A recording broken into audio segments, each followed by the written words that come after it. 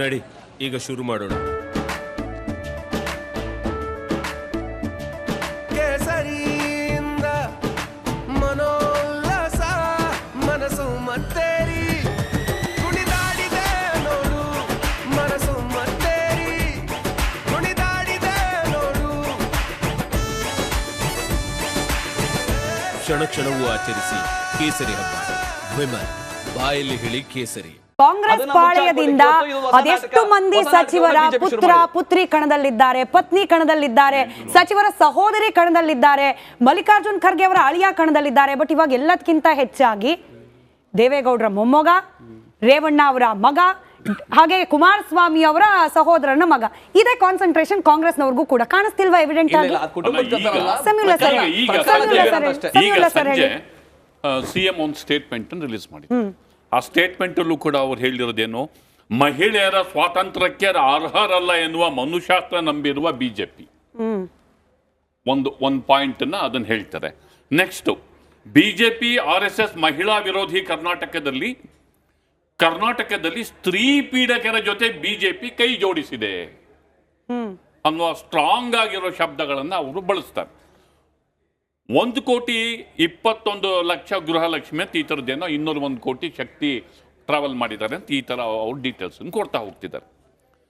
ಅಂದರೆ ಈ ಕ್ಷಣದಲ್ಲೂ ಕೂಡ ಒಂದು ಮಹಿಳೆಯರಿಗೆ ನಾವು ಸಾಕಷ್ಟು ಮಹಿಳೆಯರ ಪರ ಇದ್ದೇವೆ ಮತ್ತು ಈ ಪ್ರಕರಣವನ್ನು ಕೂಡ ಮಹಿಳೆಯರ ಪರವಾಗಿ ಇದನ್ನ ಕನ್ವರ್ಟ್ ಮಾಡ್ಕೊಳ್ಳೋದಕ್ಕೆ ರಾಜಕೀಯ ಪಕ್ಷಗಳು ಕೊನೆ ಹಂತದಲ್ಲಿ ಒದ್ದಾಟವನ್ನು ನಡೆಸ್ತಿರೋದು ನಮಗಿದು ಗೊತ್ತಾಗುತ್ತೆ.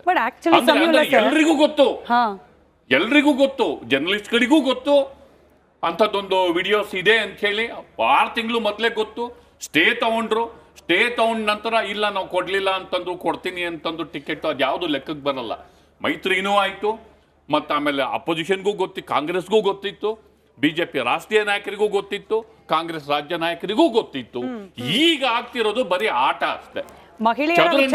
ಮಹಿಳೆಯರ ವಿಚಾರದಲ್ಲೇ ಎಡಳಿ ಸರ್. ಇನ್ಫ್ಯಾಕ್ಟ್ ಈಗ ನಾಳೆ ಮತದಾನಕ್ಕೆ ಹೋಗ್ತಿರೋ 14 ಕ್ಷೇತ್ರಗಳಲ್ಲಿ ಮಹಿಳಾ ಮತದಾರರ ಸಂಖ್ಯೆ ಹೆಚ್ಚು ಪುರುಷರಿಗಿಂತ.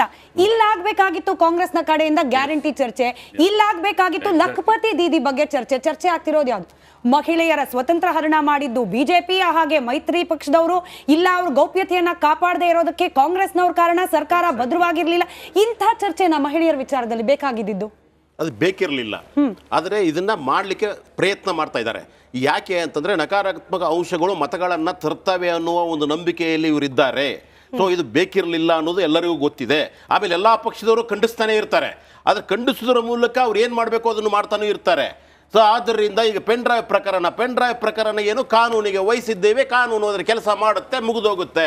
ನೇಹಾ ಪ್ರಕರಣವನ್ನು ಕಾನೂನು ಇದೆ, ಕಾನೂನು ಮಾಡುತ್ತೆ ಅಂತ ಬಿಟ್ಬಿಟ್ಟು ಬೇರೆ ಇಶ್ಯೂಗಳು ಬೇಕಾದಷ್ಟು ಇದಾವಲ್ಲ ಅವು ಬಗ್ಗೆ ಮಾತಾಡಬೇಕಾಗಿತ್ತು. ಆದರೆ ಇಲ್ಲಿ ಹೇಳ್ತಾ ಇದ್ದೀನಿ, ಈ ಮಹಿಳೆಯರೇ ಯಾಕೆ ಯಾವಾಗಲೂ ಸಹಿತ ಬಲಿಪಶುಗಳಾಗ್ತವೆ ಈ ಸ್ಪೆಷಲ್ ಆಗಿ ಈ ಪುರುಷ ಪ್ರಧಾನ ವ್ಯವಸ್ಥೆಯಲ್ಲಿ. ನೀವು ಸಂದೇಶ ಖಾಲಿ ಪ್ರಕರಣದಲ್ಲಿ ತೆಗೆದುಕೊಂಡಾಗ ಇತ್ತೀಚೆಗೆ ಒಂದು ಸ್ಪ್ರಿಂಗ್ ಆಪರೇಷನ್ ಬಂದಿದೆ.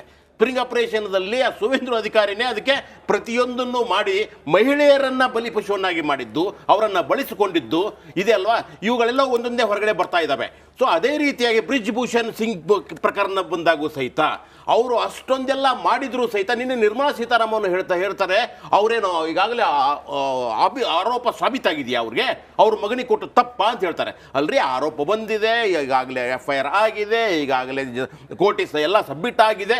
ಇಷ್ಟೆಲ್ಲ ಆದಮೇಲೆಯೂ ಸಹಿತ ನೀವು ಮತ್ತೆ, ಯಾಕಂದ್ರೆ ಈಗಾಗಲೇ ಗೊತ್ತಿದೆ ಅವನೊಬ್ಬ ಮಹಿಳಾ ಪೀಡಿಕ ಅಂತ, ಆದರೂ ಸಹಿತ ಮಾಡುವ ಅಗತ್ಯ ಇರಲಿಲ್ಲ. ಅದನ್ನು ಸಮರ್ಥನೆ ಮಾಡ್ಕೊಳ್ತೀರಲ್ವಾ, ಅದು ತಪ್ಪು. ಅದರಿಂದ ಇವನ್ ಕಾಂಗ್ರೆಸ್ನು ಯಾವುದನ್ನು ಸಮರ್ಥನೆ ಮಾಡಿದ್ರು ತಪ್ಪು. ಇವರು ದೇವರಾಜೇಗೌಡರು ಇದ್ದಾರಲ್ಲ, ನೀವು ಮೊದಲಿಂದ ಇವರನ್ನು ನಾನು ಗಮನಿಸ್ತಾ ಬಂದಿದ್ದೇನೆ, ಸ್ಟೇಟ್ಮೆಂಟ್ಸ್ಗಳನ್ನ ಬದಲಾಯಿಸ್ತಾ ಹೋಗ್ತಾ ಇದ್ದಾರೆ. ಮೊನ್ನೆ ಇವರು ತನಿಖಾಧಿಕಾರಿಗಳ ಮುಂದೆ ಹೋಗಿದ್ರಲ್ವಾ, ಈ ಆಡಿಯೋಗಳನ್ನ ಅಲ್ಲಿ ಕೊಡಬಹುದಿತ್ತಲ್ವಾ? ಅಲ್ಲ, SIT ಮೇಲೆ ನಂಬಿಕೆ ಇಲ್ಲ ಅಂತಂದ್ರು. ಅದಕ್ಕೆ ಇವತ್ತು ಪ್ರಶ್ನೆ ಕೇಳಿದೆ. ನೀವು ನಂಬಿಕೆ ಇಲ್ಲ ಅಂದ್ರೆ ಹಾಗಾದ್ರೆ ನಿಮ್ಮ ಮಾಧ್ಯಮದ ಮೇಲೆ ನಂಬಿಕೆ ಇದೆ ನಿಮ್ಗೆ? ಈ ಮಾಧ್ಯಮದ ಮೇಲೆ ಬಂದು ಹೇಳ್ತಾ ಇದ್ದೀರಲ್ವಾ? ಸೊ ಆದ್ದರಿಂದ ಮೊದಲು ನಿಮ್ಮ ಸ್ಟೇಟ್ಮೆಂಟ್ ಮೊದಲು ಹೇಳಿದ್ದೇನು, ಕಾರ್ತಿಕ್ ಹೇಳ್ತಾ ಇದ್ದಾನೆ, ಕಾರ್ ಡ್ರೈವರು ನನ್ನ ಹತ್ರ ಇರೋ ಪೆನ್ ಡ್ರೈವ್ ಅಲ್ಲಿ ಇರೋದು 2 ಪ್ರತಿ, ಒಂದು ದೇವರಾಜೇಗೌಡ ಕೊಟ್ಟಿದ್ದೀನಿ, ಒಂದು ನನ್ನ ಹತ್ರ ಇದೆ ಅಂತ ಅವ್ರು ಹೇಳ್ತಾ ಇದ್ದಾರೆ. ಅದು ನಿಮ್ಗೆ ಗೊತ್ತಾ, ಇವರು ದೇವರಾಜೇಗೌಡ ಮತ್ತು ಈ ಕಾರ್ತಿಕ್ ಇಬ್ರು ಸೇರಿಬಿಟ್ಟು ಹಲವಾರು ಇಂಥ ಚಾನೆಲ್ಗಳಿಗೆ ಹೋಗಿದ್ದಾರೆ. ಅದನ್ನ ತೆಗೆದುಕೊಂಡು ಇನ್ಕ್ಲೂಡಿಂಗ್ ನನಗೆ ಗೊತ್ತಿರೋ ಮಾಹಿತಿಗೆ ಈ ಇಲ್ಲೂ ಚಾನಲ್ ಅಲ್ಲೂ ಬಂದಿದ್ರು ಬಂದಿದ್ರು. ಸರ್, ಇಲ್ಲೂ ಬಂದಿದ್ರು. ಅದೊಂದು ಕ್ಲಾರಿಫಿಕೇಶನ್ ಕೊಟ್ಬಿಡ್ತೀನಿ. ಬಂದಿದ್ದು ಈ ಪ್ರಕರಣಕ್ಕಲ್ಲ, ಆ ಕಾರ್ತಿಕ್ ಅವರ ವೈಯಕ್ತಿಕ ವಿಚಾರಕ್ಕೆ ಸಂಬಂಧಪಟ್ಟಂತೆ ಇದ್ದ ಅಲಿಗೇಷನ್ಗೆ ಅದಕ್ಕೆ ಸಂಬಂಧಪಟ್ಟ ಪುರಾವೆಗಳು ಇದೆಯಾ ಅನ್ನೋ ಮರು ಪ್ರಶ್ನೆ ಕೇಳಿದಾಗ ವಾಪಸ್ ತಗೊಂಡು ಬರ್ತೀನಿ ಅಂತ ಹೋದವ್ರು ಬಂದಿಲ್ಲ. ಹಾಗಾಗಿ ನಾವಾಗ್ಲೇ ನನ್ನ ಪ್ರಕಾರ ಡಿಸೆಂಬರ್ ತಿಂಗಳಲ್ಲಿ ಬಂದಿದ್ರು ಅವ್ರು ಇಲ್ಲಿಗೆ. ಡಿಸೆಂಬರ್ 8ನೇ ಅವ್ರ ತಾರೀಕು ಹತ್ರ ನಂತರ ಸರಿಯಾದ ಬಂದಿರೋದು. ದಾಖಲೆ ಇಲ್ದಿದ್ದ ಕಾರಣಕ್ಕೆ ನಾವು ಪ್ರಸಾರ ಮಾಡಲಿಲ್ಲ. ಹಲವಾರು ಚಾನೆಲ್ಗಳಿಗೆ ಇವರು ಅದನ್ನು ತೆಗೆದುಕೊಂಡು ಹೋಗಿ ನಮ್ಮಲ್ಲಿ ಇದೆ, ನೀವು ಅದನ್ನು ಪ್ರಚಾರ ಮಾಡ್ತೀರಾ ಅಂತ ಕೇಳ್ಕೊಂಡ್ ಬಂದಿದ್ದಾರೆ ಇವರು. ಆವಾಗ ದೇವರಾಜೇಗೌಡರು ಆತರ ಕೆಲಸ ಮಾಡಿದ್ದಾರೆ ಇಲ್ಲಿವರೆಗೂ. ಇವಾಗ ರಾಜಕೀಯ ಒತ್ತಡದಿಂದಲೋ ಇನ್ನೇನೋ ಅದನ್ನು ಬದಲಾಯಿಸ್ತಾ ಇದ್ದಾರೆ, ಚುನಾವಣಾ ಒತ್ತಡದಿಂದ ಬದಲಾಯಿಸ್ತಾ ಇದ್ದಾರೆ. ಯಾಕೆಂದ್ರೆ ನಾಳೆ ಮತದಾನ ಇದೆ. ಆದ್ದರಿಂದ ಇವತ್ತು ಅವಸರದಲ್ಲಿ ಒಂದೇನೋ ಪತ್ರಿಕಾಗೋಷ್ಠಿ ಮಾಡಿ ಅಮಿತ್ ಶಾ ಬಾಯಲ್ಲಿ ಬಂದಿದ್ದು ಅದೇ ಚರ್ಚೆ ಆಗ್ತಿರೋ ಚರ್ಚೆನೂ ಅಷ್ಟೇ. ಒಕ್ಕಲಿಗ ಬೆಲ್ಟ್ ಅಲ್ಲಿ ಚುನಾವಣೆ ಮತದಾನ ಮುಗಿದು ಹೋಗಿದೆ. ಈಗ ಮತದಾನಕ್ಕೆ ಹೋಗ್ತಾ ಇರೋದು ಲಿಂಗಾಯತ ಪ್ರಾಬಲ್ಯ ಇರುವಂತ ಕ್ಷೇತ್ರಗಳು. ಆದ್ರೆ ರೇಸ್ ನಲ್ಲಿ ಇರ್ತಕ್ಕಂಥ ಡಿಸಿಎಂ ಮಹತ್ವಾಕಾಂಕ್ಷಿ ರಾಜಕಾರಣಿ ಡಿ ಕೆ ಶಿವಕುಮಾರ್ ಮೇಲೆ ಕೂಡ ಈಗ ಗಂಭೀರ ಆರೋಪ ಬರ್ತಾ ಇದೆ. ಪರಿಣಾಮ ಬೀರುತ್ತಾ?